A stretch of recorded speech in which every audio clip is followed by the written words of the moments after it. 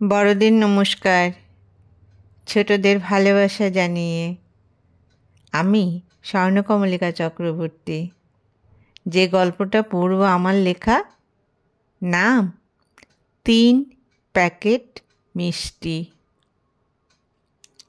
আচ্ছা, আষাঢ় মাসে বিয়ে হলে কি শরীর কাঁঠালের মতো ফর্সা হয়ে যায়? কি আবোল তাবোল বকছো তুমি? তোমার মাথাটা ঠিক আছে তো? না গো, সত্যি বলো না, কাউকে দেখলে কি বোঝা যায় তার কোন মাসে বিয়ে হয়েছিল? না, আমার বাপ দাদা 14 পুরুষ এমন কথা কখনো শোনেনি। তুমি না ঘুমুলেও আমাকে একটু ঘুমোতে দেবে? বেশ, ঘুমো। তুমি তো আর আমার দুঃখ বুঝবে না। সকালে বাজারের ব্যাগটা দিয়েই তো বলবে, ভালো ইলিশ উঠেছে বাজারে, কতদিন ভাপে ইলিশ খাই না, তা এসব আসবে কোথা থেকে? আমার চাকরি যে যায় যায়। সে তোমার চাকরি রাত্রির বেলা যাবে না, সারাদিন যা ধকল যায় শরীরটা দিয়ে।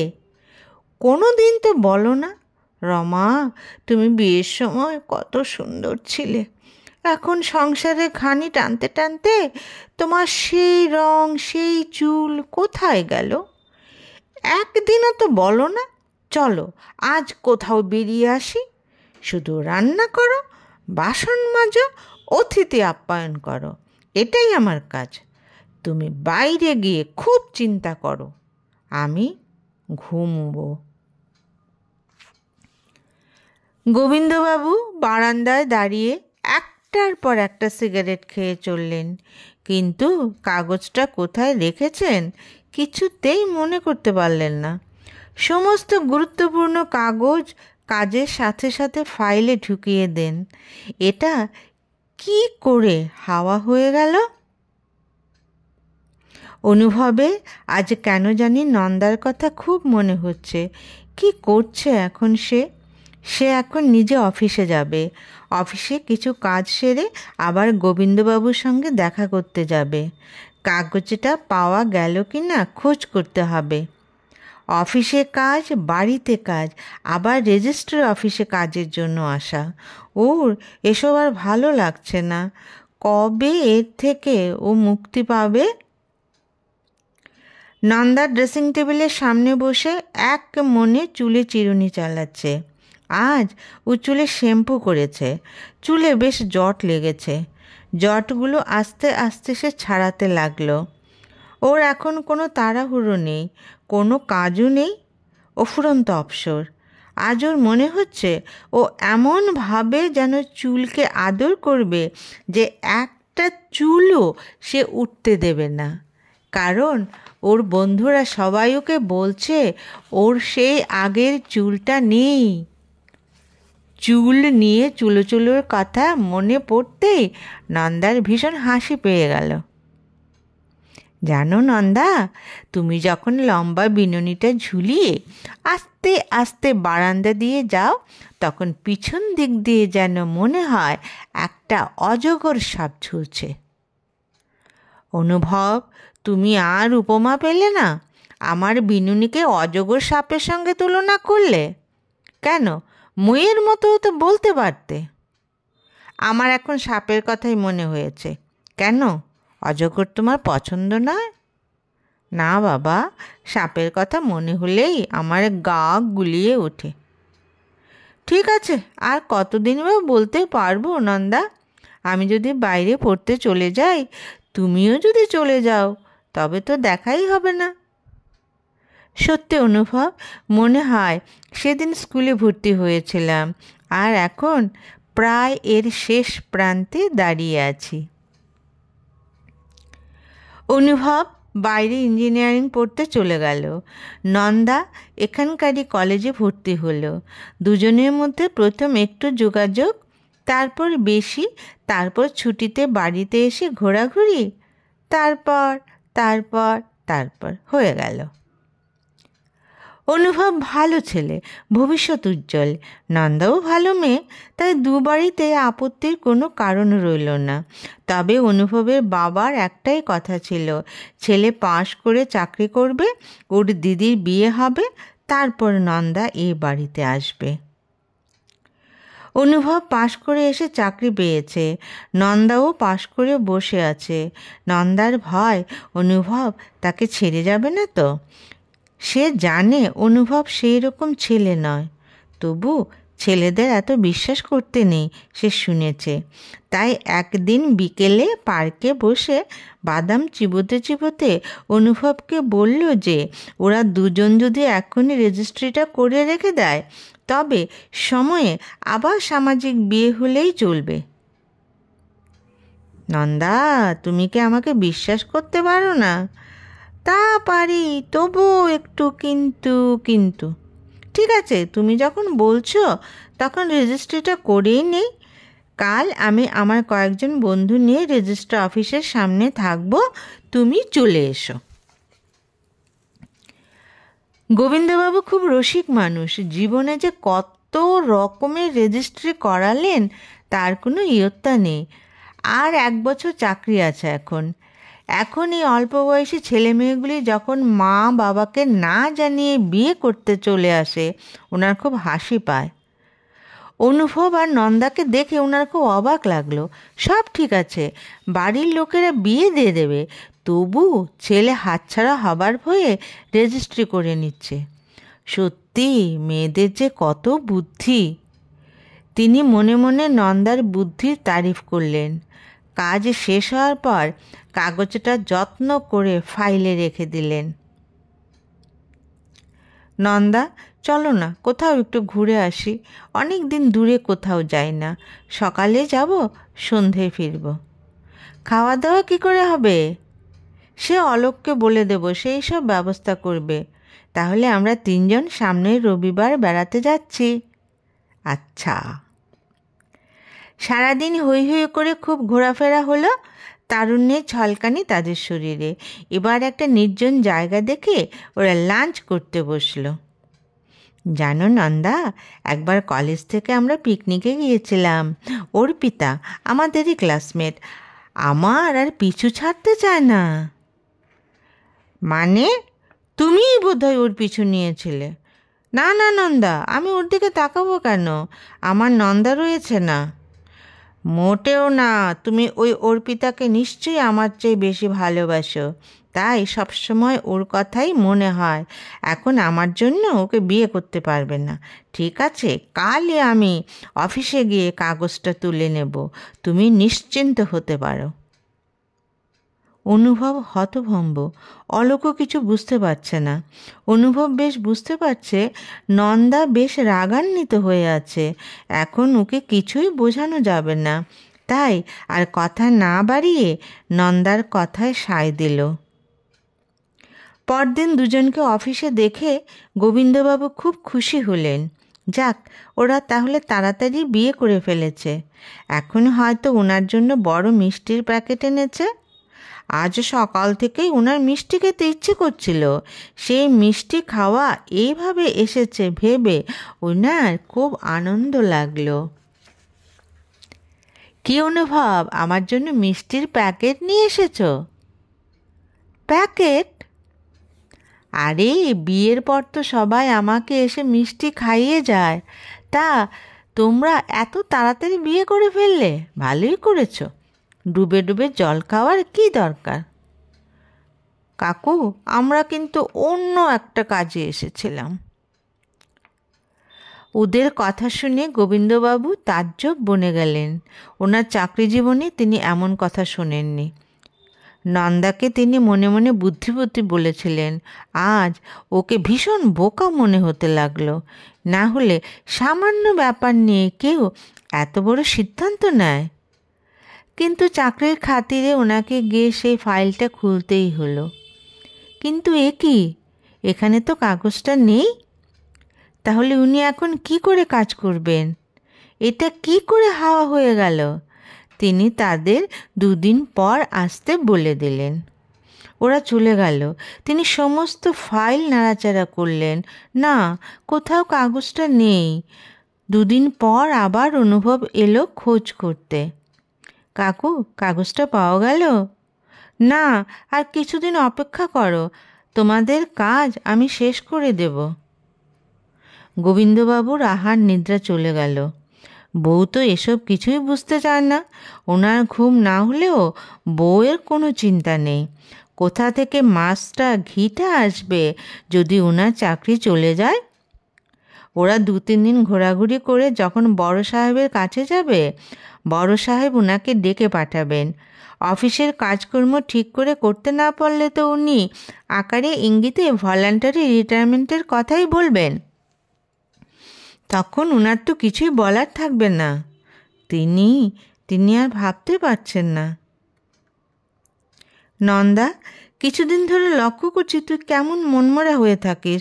কোনো কথা বললেও জবাব দিতে চাস না। অনুভব কি কিছুদিনের জন্য বাইরে গেছে? না গো মা, অনুভব আরেকটি মেয়েকে ভালোবাসে, তাকেই বিয়ে করবে। নন্দার মা কোনো কথা বলতে পারলেন না। কিন্তু অনুভব তো সেরকম ছেলে বলে মনে হয়নি। কিন্তু আজকালকার ছেলে কি জানি পেটে পেটে কী আছে। নন্দার মায়ের মনটা খারাপ হয়ে গেল। এমন হীরের টুকরো ছেলে। সেদিন বিকেলবেলা নন্দা মাকে বলে ওর বান্ধবী রত্নার বাড়ি বেড়াতে গেল। ঘরে বসে থাকতে থাকতে ওর মনটা ভালো লাগছিল না। মনে হচ্ছিল সত্যি অনুভব কি মন্দ ছেলে? ওকে কোনো মেয়ের ভালো লাগতেই পারে, সেটা সে প্রকাশ করেছে বলে ওর যে মেয়েটাকে ভালো লাগবে এমন তো কোনো কথা নেই। সে এখন কেমন আছে? এই কয়দিন এসে একবারও তো ফোন করে জিজ্ঞেস করলো না, নন্দা তুমি কেমন আছো? সেও অবশ্য অনুভবের কোনো খোঁজ নেয়নি। না, রত্নার সঙ্গে একটু কথা বললে মনটা একটু হালকা হবে। কিরে, আজ আমি কাকে দেখে ঘুম থেকে উঠেছি? আমার এত সৌভাগ্য আজ। আয় আয়, ঘরে আয়, কতদিন পর তোর আমার কথা মনে পড়ল। দুই বান্ধবীর কথা শেষ হতে চায় না। রত্নার মা মাঝখানে চা পাঁপড় ভাজা দিয়ে গেলেন। দুজনে মনের আনন্দে কুড়মুড় করে পাঁপড় ভাজা খেলো। অনুভবে প্রসঙ্গ উঠতেই নন্দা কুকড়ে গিয়ে রত্নাকে সব ঘটনা বলল। রত্না মুখ দিয়ে আর কথা বেরোচ্ছে না। তুই করেছিস কি নন্দা? তুই যে সম্রাজ্ঞীর মতো আচরণ করেছিস। তুই এতদিন ধরে ওকে চিনিস, ওর মধ্যে কোনো দিন এইরকম মনোভাব দেখেছিস? এখনও সময় আছে নন্দা, তুই অনুভবের কাছে গিয়ে ক্ষমা চা। তুই যেটা করেছিস সেটা মোটেই শোভন হয়নি রে। গল্পে গল্পে কখন যে রাত্রে 8টা বেজে গেছে দুই বান্ধবীর আর খেয়ালই নেই। নন্দা বাড়ি যাওয়ার জন্য প্রস্তুত হলো। রত্না নন্দাকে একটু এগিয়ে দিয়ে গেল। বাকিটা ও হেঁটে রিক্সা নিয়ে নেবে বলে রত্নাকে বাড়ি পাঠিয়ে দিল। হঠাৎ লোডশেডিং। রাস্তার আলোগুলো সব নিভে গেল। নন্দার এই রাস্তাটা এত বেশি পরিচিত নয়। ওর হাঁটতে বেশ কষ্ট হচ্ছিল। রাস্তায় এখন কোনো লোকজন নেই। নন্দার বেশ ভয় করতে লাগলো। রাস্তায় বেওয়ারিশ কুকুরগুলো যেন ওর সঙ্গী। কতগুলো ছেলে দূরে রাস্তায় দাঁড়িয়ে দাঁড়িয়ে আড্ডা মারছিল। নন্দাকে একা রাস্তায় হাঁটতে দেখে ছেলেগুলি কি জানি একটা বাজে মন্তব্য করলো। নন্দা আর হাঁটতে পারছে না। ছেলেগুলি কি ওর পিছু নেবার মতলব করছে? ওর গলায় সোনার হার, হাতে ঘড়ি, ব্যাগে কিছু টাকা। নন্দাকে চিৎকার করবে? ছেলেগুলোর হাসি সে শুনতে পাচ্ছে। ওর মাথা ঝিমঝিম করতে লাগলো। কি করবে সে এখন? এমন সময় একটা বাইক তার সামনে এসে থামল। নন্দা, তুমি একা একা এই রাস্তা দিয়ে এত রাতে হেঁটে যাচ্ছ? বাইকে ওঠো, আমি তোমাকে বাড়িতে পৌঁছে দিয়ে আসব। নন্দা মহাবৃষ্টির মতো বাইকে বসল। ছেলেগুলি পিছু নেবার মতলব করেছিল। অনুভবকে দেখে আবার দাঁড়িয়ে পড়ে আড্ডা দিতে লাগলো। নন্দা, তুমি জানো না এই গলিটা বেশ খারাপ, এখানে দিনে দুপুরে ছিনতাই হয়। আর তুমি এই রাত্রিবেলা একা একা যাচ্ছিলে, কোথায় গিয়েছিলে তুমি? রত্নার বাড়িতে। আমি এদিক দিয়ে আমার বন্ধুর বাড়ি যাচ্ছিলাম। এখন আমি না এলে কি হতো বুঝতে পারছো? তুমি কেমন আছো অনুভব? এই কয়দিনে তুমি আমার একটা খোঁজ করলে না। কি করে করব? তুমি আমার উপর এত অবিশ্বাস করেছো। কালকে বোধহয় কাগজটা পাওয়া যাবে, তারপর তোমার আমার সম্পর্কের সরকারিভাবে ইতি হয়ে যাবে। অনুভব, তুমি কি তাই চাও? আমি চাইনি নন্দা, তুমি চেয়েছিলে, তোমার ইচ্ছেই পূর্ণ হচ্ছে, হোক। নন্দার বাড়ির সামনে অনুভব বাইক দাঁড় করালো।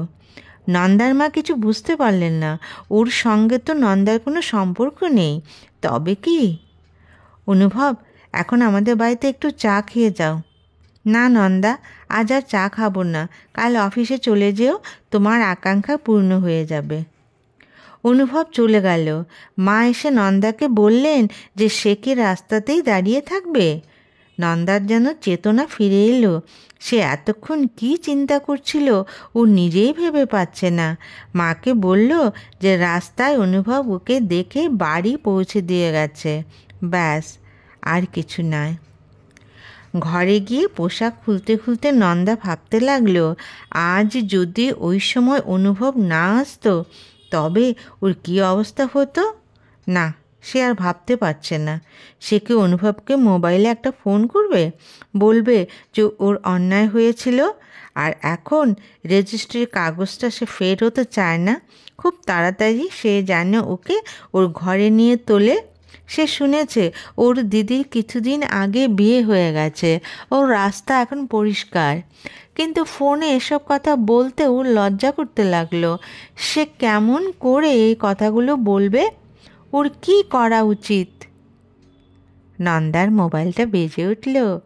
নন্দা কি খুশিতে পাগল হয়ে যাবে? নাম্বারটা যে অনুভবের। গোবিন্দবাবু 1 মাসের ছুটি নিয়েছিলেন।